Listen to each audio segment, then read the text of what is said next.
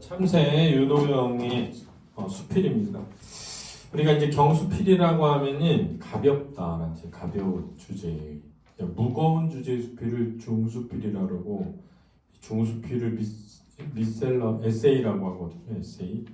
그래서 왜 미국의 대학에서 에세이 써야 뭐 대학을 간다 이럴 때 약간 철학적 주제에 대해서 자기 견해를 쓰는 걸 말하는 거예요. 미셀러니는 이제 가벼운 주제의 글인데 일반적으로는 그런 거를 신변잡기적이다 이렇게 얘기해요.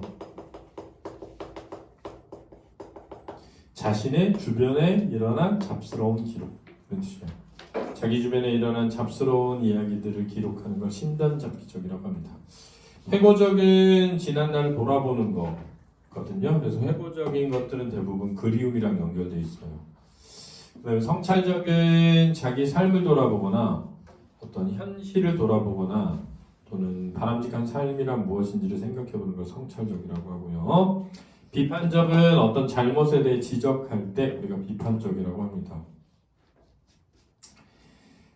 자 한번 볼게요. 짹짹짹 무참새에 조절되는 소리 반가운 소리다. 마침 아침 나절인가 오늘도 맑고 고운 아침 울타리에 햇발이 들어 따스하고 명랑한 하루를 예고해주는 귀여운 것들에 조절되는 소리다.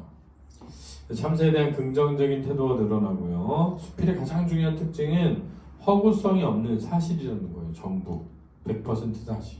그렇죠? 실제 있었던 일을 기록하는 겁니다. 기지개를 펴며 눈을 비빈다. 캄캄한 밤이 아닌가. 전등의 스위치를 누르고 책상 위의 시계를 보니 새로 3시다. 형광등만 훤하다. 다시 눈을 감아도 금방 들렸던 참새 소리는 없다. 자, 이제 참새 소리가 상념의 계기이고요. 잠이 깨게 된 이유이면서 실제로는 아침인 줄 알고 일어났는데 내가 잘못 들었나? 하고 생각하게 된 거야. 눈은 멀거니 천장을 직시한다.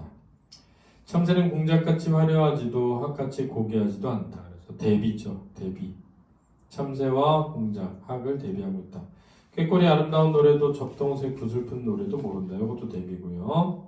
신의 입에 오르내리지도 완상가에게 팔리지도 않는 새이다. 그랬는데 그렇죠. 돈을 주고 사가는 새도 아니라는 거예요. 그러니까 어떤 특별한 인기나 가치가 없다는 거죠.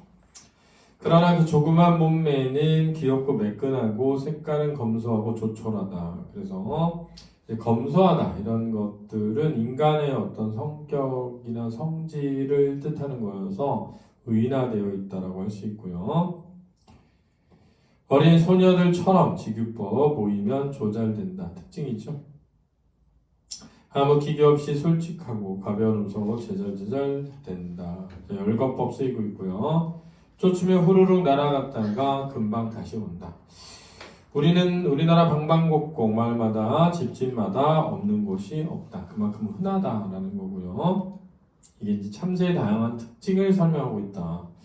진달래꽃을 일명 참꽃이라고 부르는 것은 무슨 까닭인가? 갑자기 꽃 얘기네. 유추죠, 유추.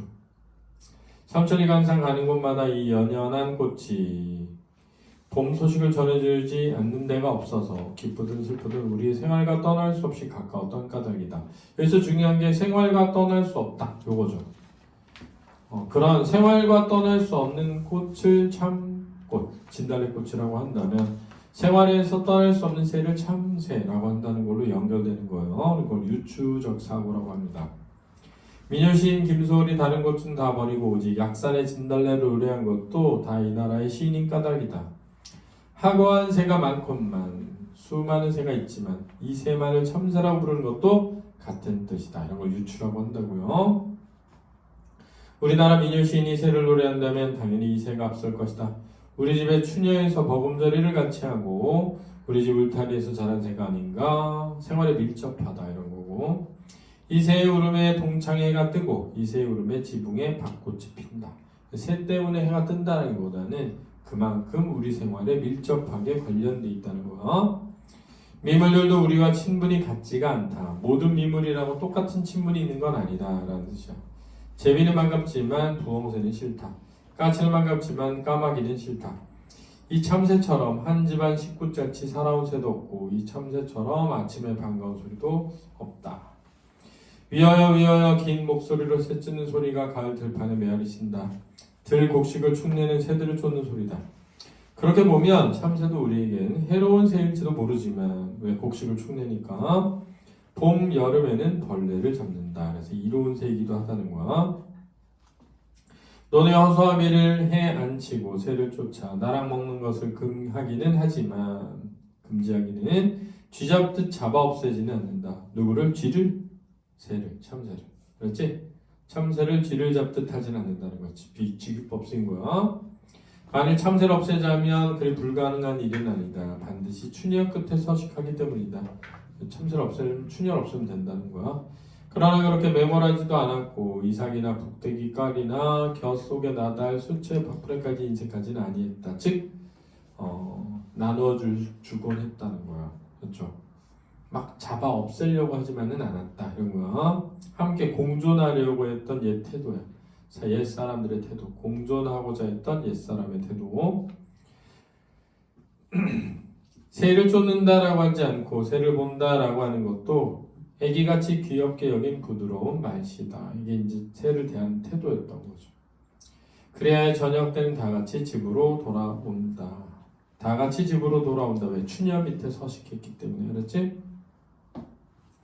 지금 생각하면 황금빛 들밭의 푸른 하늘 향하여 워여 새 쫓는 소리 유장하기만 하다. 새 보는 일은 대개 소녀들의 일이다. 문득 목단이의 모습이 떠오른다. 목단이는 우리 집의 앞에 논에 새를 보러 매일 오는 아래말 처녀다. 그래서 새를 보러 온다는 거는 구경이 아니라 뭐라고? 새를 쫓으려 오는 건데 보러 온다라고 했다는 거야. 나는 웃는 목단이가 공주 같다고 생각한 일이 있다. 호감이 있었다는 거고 나보다 너더 살 손위라 누나라 불러달라 했지만 나는 굳이 목단이라고 부르고 누나라고 불러주지 아니했다. 그죠? 왠지 누나라고 부르면 그지? 좋아하는 관계에서 더의 발전이 없을 것처럼 여겨지는 거예요. 그는 가끔 삶은 밤을 까서 나를 주곤 했다. 혼자서 종일 심심한 까닭에 내가 날마다 와서 놀아주기를 바라는 것이었다. 그러니까는 어쨌든 목단이도 나에 대한 호감이 있었던 거예요. 남자로서의 호감은 아니지만 싫어했던 건 아닌 거예요. 그도 만일 지금 살아있다면 물론 할머니가 되어 있을 것이다. 그래서 시간이 많이 흘렀다는 거고 폐가한 집을 가리켜 참새 한 마리도 와 앉는 집이라고 한다. 그만큼 그지 먹을 것이 없다라는 뜻이기도 하는 거죠. 또 참새말이 많이 모이는 마을을 복 있는 마을이라고도 한다. 후덕스러운 말이요 이유 있는 말이기도 한다. 참새는 양지 바르고 잔풍한 곳을 택한다. 바람이 잔잔한 곳, 살기 좋은 곳을 택한다는 거예요. 여러 집이 오밀조밀 모인 대촌을 택하고 대촌은 이제 마을이 크다는 거죠. 나날이 풍족하고 방앗간이라도 있는 부유한 마을을 택하니 복지일 법도 하다. 복이 있는 땅. 풍족한 마을에서는 새한테도 각박하지가 않다. 왜? 나누어 주기 때문에. 언젠가 나는 어느 새 장수와 만난 적이 있다. 조롱 안에는 십자매도 있고 인꼬도 있고 문조나 카나리아 등 기타 이름 모를 새들도 많았다. 나는 참새만 없네 하다가 즉시 뉘우쳤다. 왜? 사실은 참새가 잡히지 않아서 다행인 것을 애정을 드러내고 나는 어려서 조롱을 본 일이 없다. 시골에서 새를 조롱에 넣어 기른 사람은 한 사람도 없었다. 제비는 찾아와서 논어를 읽어주고 까치는 찾아와 반가운 소식을 전해주고 꾀꼬리는 문 앞 버들가지로 오르내리며 머리 곱게 빗고 담배밭에 김 매러 가라 라고 일깨워주고 열거법 쓰이고 있는 거예요. 또한 참새는 한 집 식구인데 조롱이 무엇 필요하랴 설법 써놓고 필요가 없다는 거예요.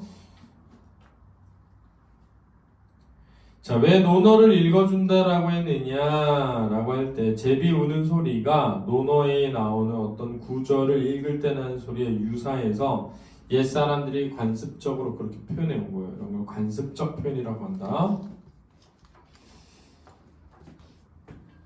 뒷문 열면 진달래 개나리가 창으로 들어오고 그만큼 자연이 가까이 있었던 거죠. 발을 걷으면 할 때 발은 요즘으로 따지면 커튼 같은 거예요. 그렇죠? 가리느라고 쳐놓는 거 발이라고 한다. 복숭아꽃, 살구꽃, 가지각색꽃이 철 따라 날아들고 뜰 앞에는 괴석에는 괴이한 돌 푸른 이끼가 이슬을 머금고 있다. 여기에 만일 꽃꽂이를 한다고 꽃가지를 꺾어 방 안에서 시들게 만들고, 시들리고라는 건 시들게 만들고, 돌을 방 구석에다가 옮겨놓고 먼지를 앉혀 이끼를 말리고 또 새를 잡아 가두고 조롱 속에 그 비명을 향락하는 자가 있다면 새소리를 비명이라고 한 거야.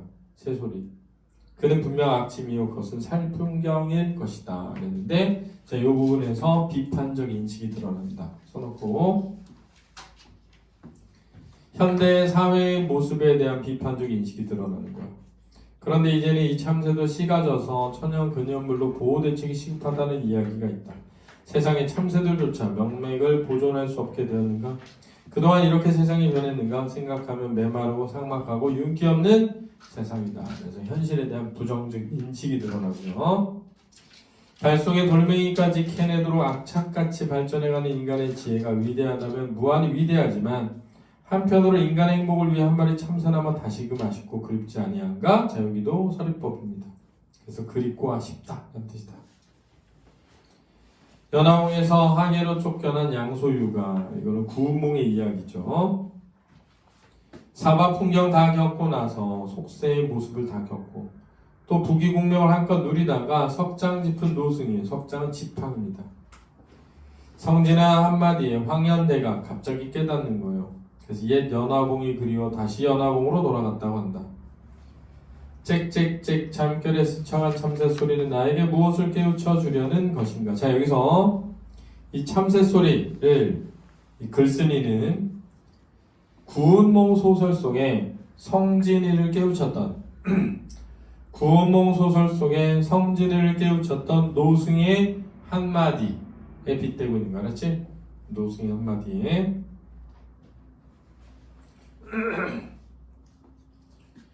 날더러 어디를 돌아가라는 것인가? 자, 왜냐하면 성진이는 연화봉에서 돌을 닦던 스님이었는데 인간 세계의 양소유로 태어나서 속세의 모든 걸 누렸단 말이에요. 근데 그때 스승이 나타나서 성진아 한마디로 과거로 돌아갔잖아. 그러니까 참새 소리를 내가 잠결에 들었는데 그 소리가 나로 하여금 과거로 돌아가게 한 거지. 알았지? 상념하게. 40년간 꿈에도 생각해 본 적이 없는 너의 소리, 무슨 인연으로 40년 전 옛 추억, 가버린 소년 시절 고향 풍경을 이 오밤중에 불러일으켜 놓고 어디로 자취를 감추는 것이냐. 잠결에 몽롱하던 두 눈은 이제 씻은 듯이 깨끗하다. 그래서 잠에서 깨어서 과거를 그리워하면서 완전히 잠에서 깬 거야. 나는 문득 일어나 불을 피워 차를 다리며 고요의 책상머리에 앉는다. 그래서 그리움과 사색에 빠지는 모습으로 끝을 맺고 있습니다. 그렇죠? 자, 학습 활동 중요하니까 꼭 보셔야 됩니다. 수고하셨습니다.